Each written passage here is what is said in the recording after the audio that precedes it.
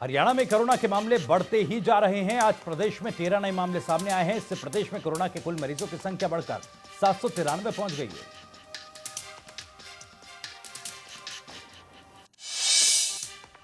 हरियाणा में कोरोना के एक्टिव मामलों की संख्या 421 पहुंच गई है। वहीं इलाज के बाद 364 मरीज ठीक हुए हैं। वहीं अब तक 11 की मौत हो चुकी है। बता दें, हरियाणा में रिकवरी रेट 52.71% बना हुआ है।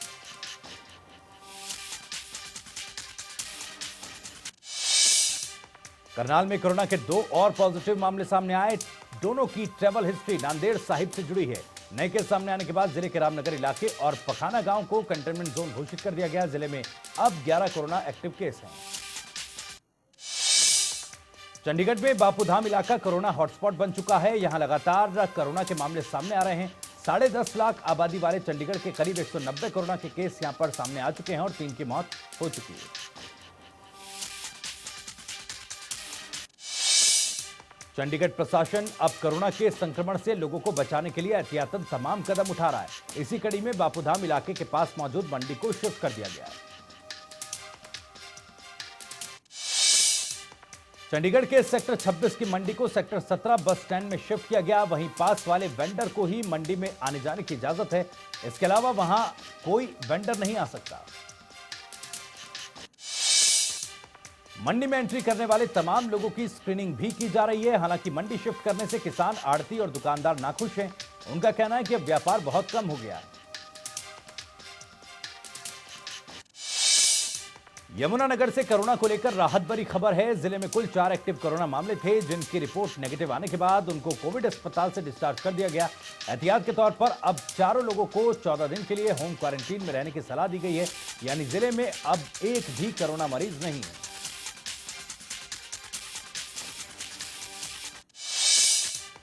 रोहतक के पीजीआई में कोरोना से संक्रमित गर्भवती महिला ने बच्ची को जन्म दिया। बच्ची के कोरोना टेस्ट के लिए सैंपल को जांच के लिए भेज दिया गया। फिलहाल मां और बच्ची को अलग अलग रखा गया है। महिला बहादुरगढ़ के कंटेनमेंट जोन की रहने वाली है। फरीदाबाद जिले में कोरोना संक्रमितों की संख्या 132 तक पहुंच गई है। हाल ही में 14 लोगों की रिपोर्ट कोरोना पॉजिटिव आई है, जिनमें 1 साल का बच्चा भी शामिल है। वहीं जिले में अब तक 4 लोगों की मौत हो चुकी है। सोनीपत जिले में कोरोना संक्रमित लोगों की संख्या 120 हो चुकी है, जिनमें से 62 केस एक्टिव हैं। जिला स्वास्थ्य विभाग कोरोना की रोकथाम में जुटा है। अब तक 4,594 लोगों के सैंपलों की जांच हो गई है। बीते 24 घंटे में 28 लोग कोरोना को हराकर अपने घर लौटे। मनोहर लाल ने प्रेस कॉन्फ्रेंस कर कहा कि अप्रैल तक महामारी में हरियाणा की स्थिति रही, लेकिन मई का पहला हफ्ता ठीक नहीं रहा। इस समय कोरोना मरीजों की संख्या काफी बढ़ी है। सीएम मनोहर लाल ने कहा कि लोगों से प्रत्यक्ष मिलना अभी मुश्किल है। उन्होंने कहा कि कोरोना से निपटने के लिए कई प्रावधान किए गए हैं। लॉकडाउन 4.0 में कुछ रियायत दी जाएगी। सीएम मनोहर लाल ने कहा कि हरियाणा में 800 के पार कोरोना का आंकड़ा पहुंच चुका है। वहीं 427 कोरोना के एक्टिव केस हैं, जबकि 11 लोगों की मौत हो चुकी है।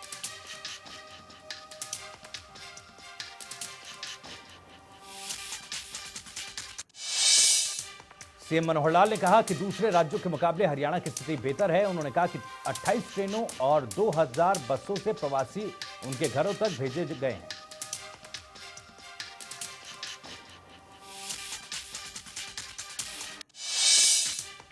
आर्थिक पैकेज को लेकर वित्त मंत्री की अहम घोषणाओं पर मुख्यमंत्री मनोहर लाल ने कहा, एमएसएमई को बड़ा पैकेज दिया गया है। इस राहत पैकेज से देश आत्मनिर्भर बनेगा। उन्होंने कहा कि मजदूरों के लिए ईपीएफ की योजना बताई गई। मुख्यमंत्री मनोहर लाल ने कहा कि 2 दिन और कुछ घोषणाएं होंगी। उन्होंने कहा कि हरियाणा ने जरूरतमंदों के लिए अच्छे इंतजाम किए हैं।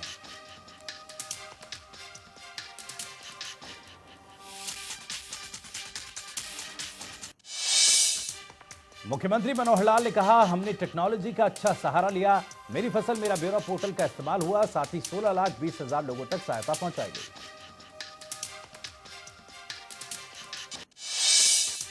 प्रदेश सरकार ने पिहोवा पालिका को रोड स्वीपिंग मशीन की सौगात दी है। यह मशीन पिहोवा और इस्माइलाबाद की सड़कों को साफ करेगी।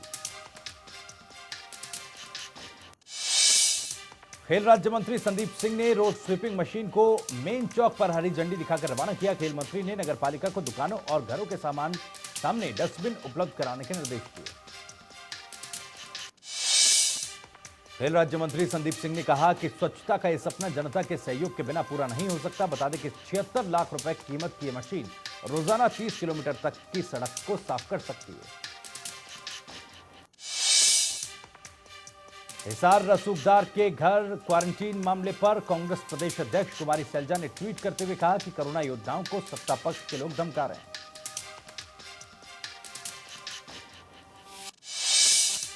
कांग्रेस प्रदेश अध्यक्ष कुमारी सैलजा ने ट्वीट कर कहा, कोरोना योद्धाओं का उनका कार्यभार छीनकर उनको प्रताड़ित किया जा रहा है। रेवाड़ी में पूर्व मंत्री कैप्टन अजय यादव ने आर्थिक पैकेज को लेकर सवाल उठाए। उन्होंने कहा कि 20 लाख करोड़ के आर्थिक पैकेज से अर्थव्यवस्था में जान नहीं आएगी। हरियाणा सरकार की योजना मेरा पानी मेरी विरासत के तहत किसानों को धान की फसल लगाने पर जो कटौती की है, उसके तहत जननायक जनता पार्टी ने की तरफ से उनके प्रदेश अध्यक्ष निशान सिंह ने हरियाणा सरकार से आग्रह किया कि किसानों को राहत प्रदान की जाए। कोरोना संकट काल में गर्मी में पानी की कमी और मानसून में सीवरेज और ओवरफ्लो की समस्या को दूर करने के प्रयास शुरू किए गए हैं। इसी बीच विधायक नरेंद्र गुप्ता ने सेक्टर 15 एसटीपी प्लांट शुरू करवाया। महेंद्रगढ़ में कोरोना के संक्रमण को देखते हुए 3 दिनों तक सब्जी मंडी बंद रहेगी। 15 मई तक मंडी को बंद करके पूरी तरह सैनिटाइज किया जाएगा। सब्जी मंडी प्रधान ने कहा कि एहतियात के तौर पर व्यापारियों ने खुद यह फैसला लिया है। आपको बता दें, जिले में एक युवक की कोरोना पॉजिटिव रिपोर्ट आने के बाद यह फैसला लिया गया। लगातार बढ़ता लॉकडाउन दिनों दिन किसानों की मुश्किलों में इजाफा कर रहा है। गन्नौर में एक किसान 2 एकड़ में लगी गोभी की फसल को काटकर फेंकने को मजबूर है। किसान का कहना है कि मंडियों में आड़ती फसल का सही दाम नहीं दे रहे। परेशान किसान ने कहा कि फसलों से मुनाफे की बजाय आर्थिक तंगी बढ़ी है। कैथल के आबकारी विभाग को लॉकडाउन के दौरान शराब ठेके बंद होने से करीब 7 करोड़ का राजस्व का नुकसान हुआ, जिसकी पुष्टि विभागीय अधिकारी दलबीर सिंह माथुर ने की। दलबीर सिंह माथुर ने बताया, कोरोना के कारण 5 से 20 रुपए प्रति बोतल तक की शराब के रेट में वृद्धि हुई है, जिसमें देशी शराब में 10 रुपए तक, अंग्रेजी शराब 20 रुपए तक और बियर के रेट में 10 रुपए तक की वृद्धि की गई है। हरियाणा में शराब को लेकर सरकार ने कोरोना टैक्स लगाया है। इस टैक्स के बाद शराब की कीमतों में बढ़ोतरी हुई है, जिससे शराब ठेकेदारों पर काफी भारी असर पड़ रहा है। शराब ठेकेदारों के राज्य प्रधान जोगेंद्र ने बताया कि टैक्स बढ़ोतरी की वजह से 250 करोड़ रुपए का अतिरिक्त भार उन पर पड़ा है। साथ ही उन्होंने यह भी कहा कि शराब की जमाखोरी भी ज्यादा हो गई है। जोगेंद्र ने बताया कि शराब माफिया ठेकों से शराब खरीदकर बाद में डबल रेट पर बेच रहे हैं, जिससे उन्हें नुकसान हो रहा है। लॉकडाउन का तीसरा चरण अपने अंतिम चरण में है। सिरसा में अब तक कोरोना वायरस के 3 पॉजिटिव केस मिलने के बाद सिरसा जिला प्रशासन के साथ साथ स्वास्थ्य विभाग और पुलिस प्रशासन सतर्क दिखाई दे रहा है। जिला प्रशासन ने सोशल डिस्टेंसिंग को बरकरार रखने के लिए दाई और बाई तरफ की दुकानों को खोलने का टाइम टेबल के मापदंड तय किए हुए हैं, लेकिन प्रशासन को सोशल डिस्टेंसिंग को बरकरार रखने में कड़ी मशक्कत का सामना करना पड़ रहा है।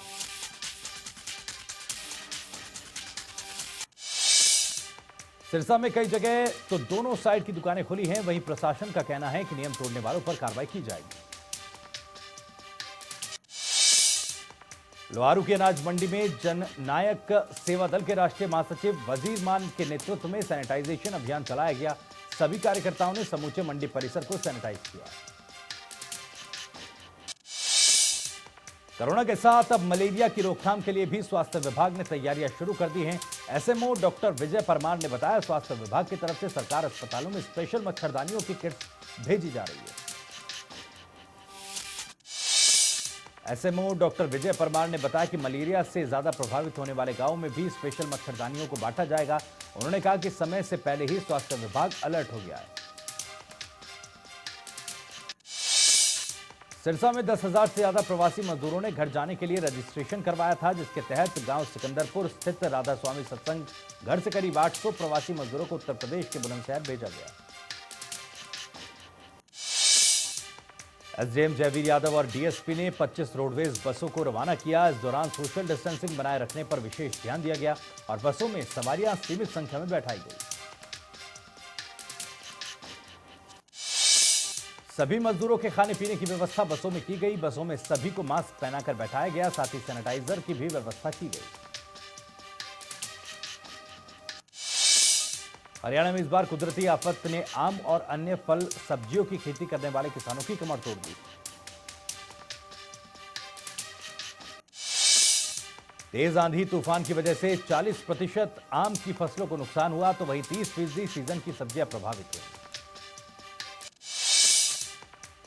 आम के बागवानों को सरकार से मदद की उम्मीद है। उनका कहना है कि पिछले 2 सालों से वो मेहनत कर रहे थे। वहीं उन्होंने कहा कि लाखों रुपए की तो वो दवाई का छिड़काव कर चुके हैं।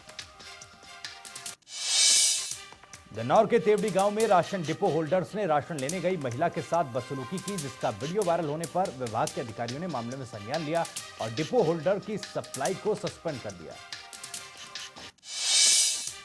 करनाल के कुंजपुरा में एक युवक की बदमाशों ने तेजधार हथियार से हत्या कर दी। पुलिस दावा कर रही है कि आरोपियों को जल्द से जल्द गिरफ्तार कर लिया जाएगा।